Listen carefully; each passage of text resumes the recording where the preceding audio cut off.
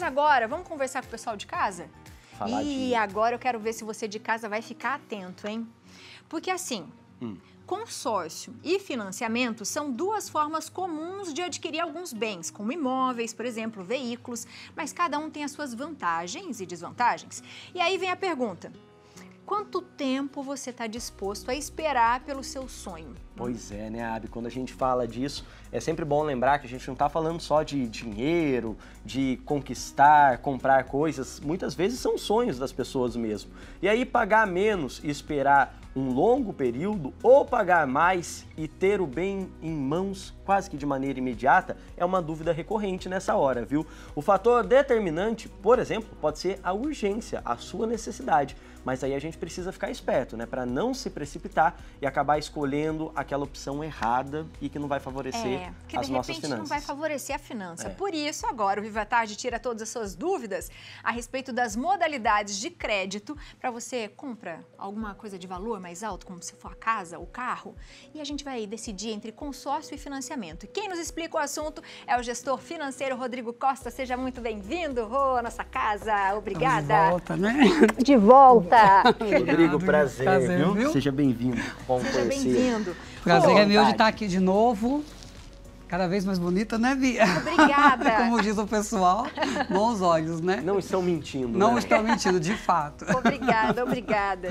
Conta pra gente qual que é a diferença de consórcio e financiamento. Bacana, porque vocês já contaram tudo, né? De fato, o poder da escolha é o que vai diferenciar dependendo da nossa urgência. E hoje existe um apreço pelo consumo muito, como é que eu posso dizer? Todo mundo quer para ontem. Então a gente não sabe mais o que é urgente e o que é prioridade, né? Então tem que tomar alguns cuidados com algumas pegadinhas. Por exemplo, esse ano a gente ainda tem um fator da inflação, que é, né, quando a gente fala de financiamento, nós temos que nos atentarmos à taxa Selic, que é a taxa que governa o nosso mercado como taxa de juros. Então, hoje a gente está num momento que ela está numa crescente. Quando a taxa está numa crescente, não está favorável para quem quer dinheiro emprestado. Está favorável para quem quer guardar dinheiro, porque é o melhor momento da rentabilidade daquele valor. Então, quem tem dinheiro guardado, não recomendo gastar. E financiamento tem que tomar muita cautela, né?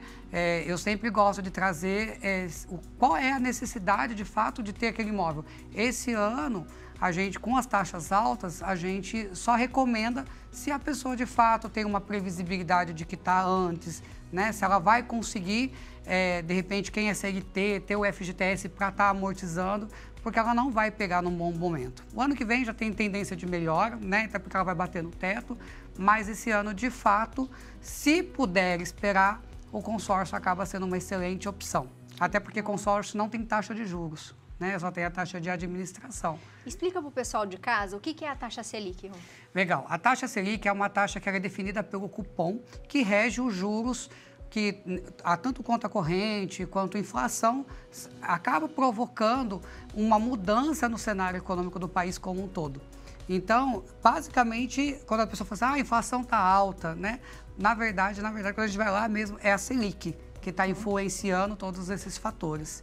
E aí o governo, por sua vez, para conter a inflação, às vezes solta crédito, mas aí a gente tem uma questão de consciência, né? O crédito consciente que a gente tem que tomar cuidado e que a gente fica nessa sinuca, porque tudo indica para o consumo, né? E a gente tem que saber o que de fato é para aquele momento de consumir ou não. A gente está, Rodrigo, com a Selic em 15%, Vai né? chegar a 15%. Vai chegar ela a 15%. Está nos 13 e pouco, mas a previsão do cupom, né, que é o órgão que regulamenta, que define, é chegar a 15% até o final do ano. Como é que ela incide nesse caso? É de maneira anual, é isso? Ela na verdade, a Selic sempre existe, né? Mas ela tem hora que ela está numa baixa e tem hora que ela está mais alta. Por exemplo, a pandemia, por todo o cenário, né, desastroso que foi no mundo como um todo, mas ainda assim, para quem queria financiamento, foi um bom momento, porque a taxa Selic o governo baixou para que as pessoas pudessem, de fato, fazer uma movimentação do mercado. Então, muitas pessoas aproveitaram o momento porque pegou uma taxa, por exemplo, só para simular aqui para vocês, uma média de 5%. Nossa. Hoje a gente está falando de uma taxa de 10% a 11%, 12%, 13%. 15%. 15%, né? Então, é muito preocupante fazer uma aquisição, né, de um imóvel sem uma estrutura. Eu vou quitar rápido. Beleza, vai pegar uma taxa Selic, mas vai quitar, tá ok. Então, é importante a gente ter um nível de consciência e não agir pela emoção, não agir pelo impulso. Eu falo que quando a gente vai falar de dinheiro, a gente tem que agir de forma racional, porque o emocional com o dinheiro não. Não dá certo. Não dá certo. A gente tem aqui, vamos aqui no FIP para você ir explicando pra gente. Legal, perfeito. Conta pra gente. Onde que eu fico aqui? Pode ficar aqui? Desse lado, é. Legal. Aqui eu quis trazer um comparativo para ficar até mais fácil para os espectadores, né? Coloquei um valor redondo. A gente hoje tem poucos imóveis aí no valor de 100 mil reais, mas para a gente ter uma noção, né? Vai ilustrar. E eu quis ilustrar através aí, olha, para você ter uma noção. A taxa ao ano, 9%, 0,72 ao mês. Só que esse 9% é aquilo que eu falei para você. Ainda a gente tem dentro do financiamento outros encargos, que é o seguro, né? Dentro tanto do imóvel quanto da pessoa. Ou seja, quanto mais idade a pessoa tem, mais caro fica. Quanto mais caro o valor do imóvel, mais caro também. Mas a gente pegou uma média só para ter uma noção. Enquanto, Rodrigo, mas aqui é 9%, aqui é 18%. Por que está diferente? Exato, parece o dobro, né? Mas a taxa aqui, ela é fixa ao ano.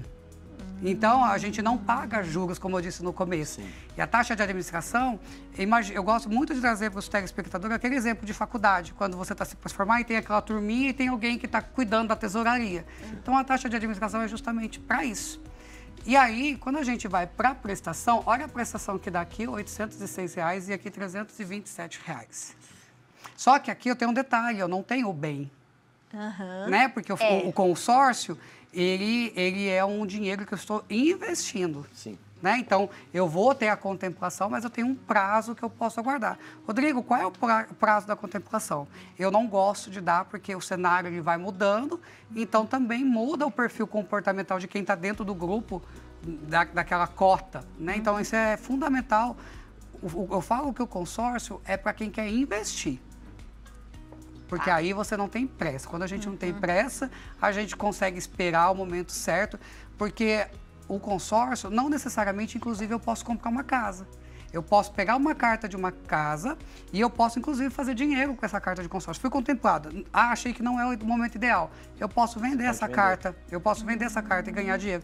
Então, aqui é um poder de compra que eu estou adquirindo.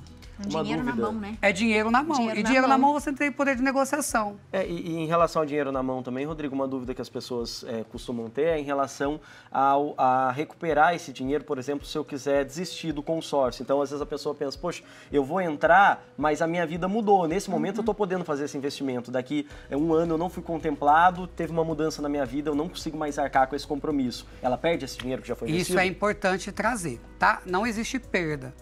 Porém, do mesmo jeito que o consórcio ele traz benefício para quem quer adquirir antes do prazo, ele também é aquela pessoa que não consegue, ele vai para o final.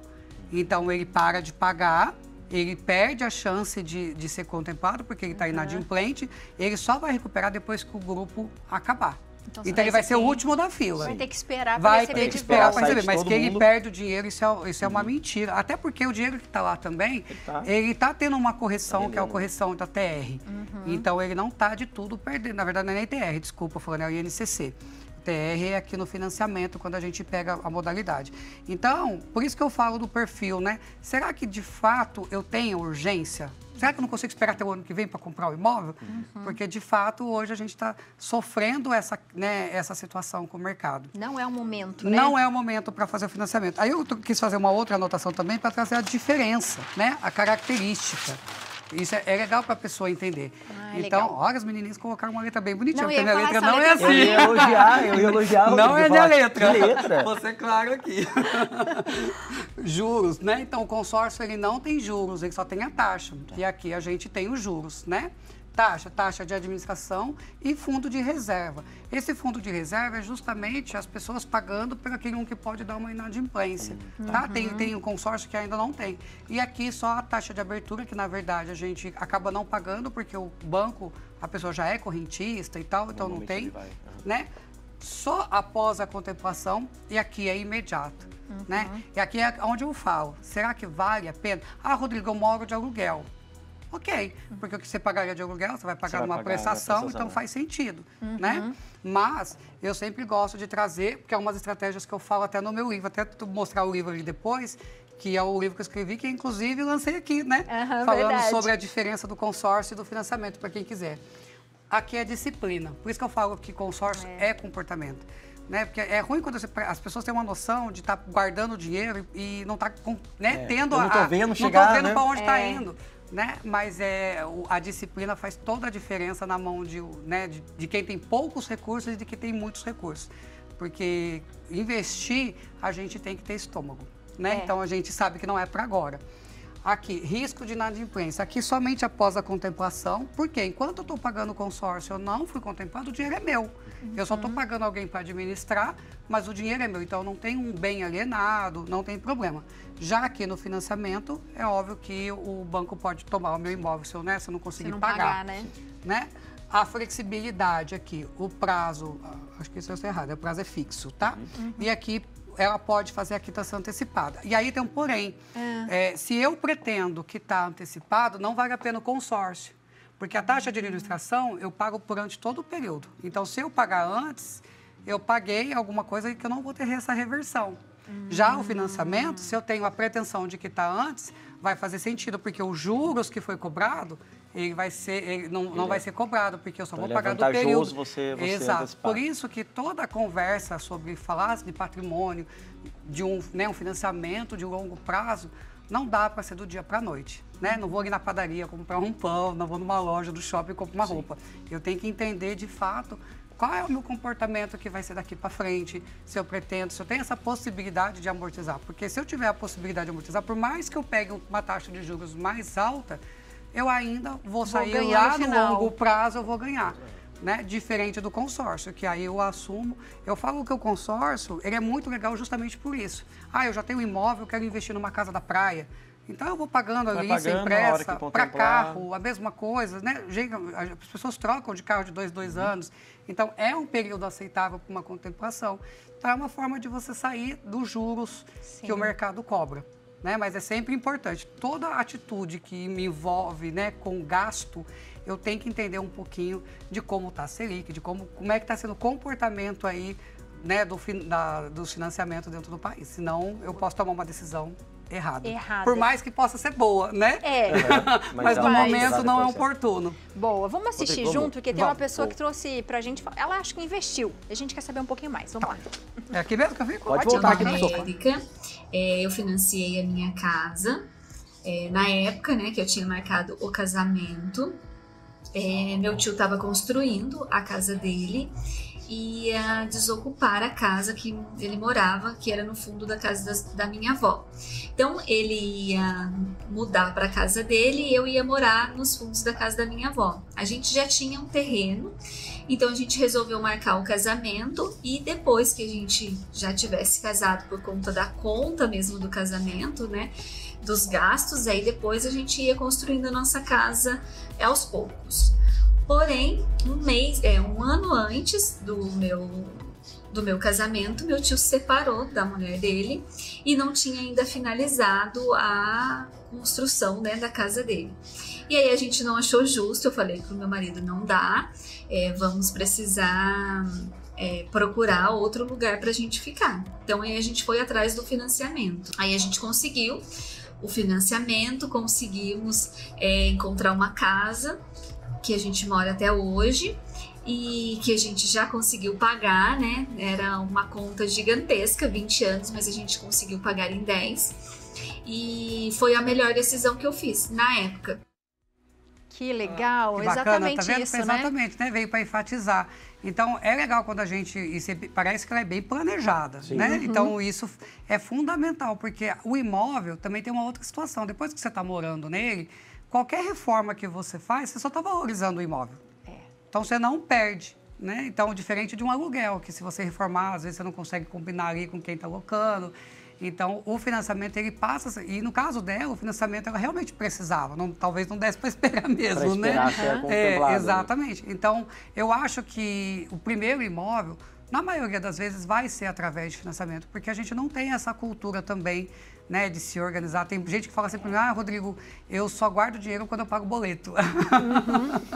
Né? Então, não tem essa costura mesmo de guardar, porque a gente não tem uma educação voltada para isso, né? Né? Onde que eu aplico, como que eu aplico. Então, não é uma coisa muito constante dentro da nossa cultura. Então as pessoas acabam pagando o tal boleto para guardar. E o consórcio hoje, a gente se for pode. para a gente investir em algo, material, imóvel, sem dúvida. Sempre imóvel. Eu acho que... Eu sempre falei isso, né? Hoje eu tenho 12 imóveis e foi sempre nesse negócio, compra na planta, compra no consórcio, compra no financiamento, sempre aproveitando do cenário. E aí a gente percebe que o imóvel, aconteça o que acontecer, ele sempre sofre uma valorização. Seja pela reforma ou até mesmo sem reforma. Porque às vezes você compra um imóvel numa área que não é tão urbana, mas a cidade começa a ir para aquela região e o imóvel começa a se valorizar. Então, ele sempre não perde valor. Isso é que é bacana do imóvel. E sem contar que o brasileiro, né, ele gosta de ter seu cantinho, gosta de ter sua casa. A gente tem esse apego, né, com a casa. Eu, particularmente, gosto bastante. Eu gosto de ter a casa. É uma tranquilidade, né? Isso, aquela ideia da segurança, né? É que a meu ideia cantinho da é meu. segurança, Quem exato. consegue investir em mais de um imóvel, também aquela ideia de uma segurança de qualquer De coisa vida, eu tenha. Qualquer coisa eu tenho aquela outra opção. A gente sempre fala isso, né? Se tudo der errado, eu vou viver de aluguel, porque eu tenho as casinhas ali, né? Assim que meu pai falava também. Então, isso é importante a gente ter essa segurança, porque faz com que a gente possa dormir bem, entender, né? Eu falo que cabeça fria faz com que a gente, de fato, tenha criatividade aí para bolar as nossas estratégias. Agora, só de cabeça quente, tá preocupado, dormindo texto, com o boleto chegando. Você não consegue ver nada na sua frente. Não consegue ver nada. A gente tem uma mensagem de Instagram. Boa Olha, tarde, gente bonito, linda. Eu tenho um consórcio de carros e a prestação ou taxa, não sei se saiu, de 560 para 630. O que é esse aumento? Obrigada. Ah, legal. Então, todo ano, o consórcio ele também sofre uma correção. Porém, não só corrigiu a parcela, corrigiu também o valor que ela contratou.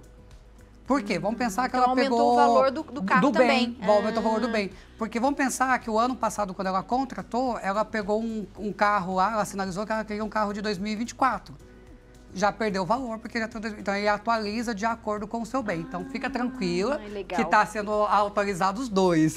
É equiparação. Rodrigo, tem mais uma pergunta ali também, ó. Como o consórcio, como o consórcio só sai na contemplação e o lance embutido? E falou, consórcio é planejamento patrimonial. É isso. Ela tocou num ponto ali que é muito legal, porque muitas das vezes a gente nem precisa ter dinheiro para contemplar.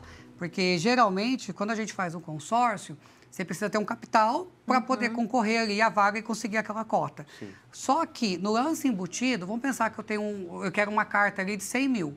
Ao invés de eu contratar 100, eu contrato 150 e uso 50 para dar lance. Então, na verdade, eu estou pegando uma carta de 100. Então, é uma estratégia que Rodrigo, mas se todo, né? Então, é uma estratégia que todo mundo pode usar. Não, porque quando eu começar, eu estou começando a pagar um bem de 150. Então, eu pago sobre aquela parcela de 150. Certo. Então, automaticamente, pode ser que eu consiga pagar essa parcela e você não. Não, daí vai pesar E aí, mais. Exatamente, eu tenho essa vantagem. E quando eu for contemplado, eu vou pagar o valor real do bem que eu estou pegando.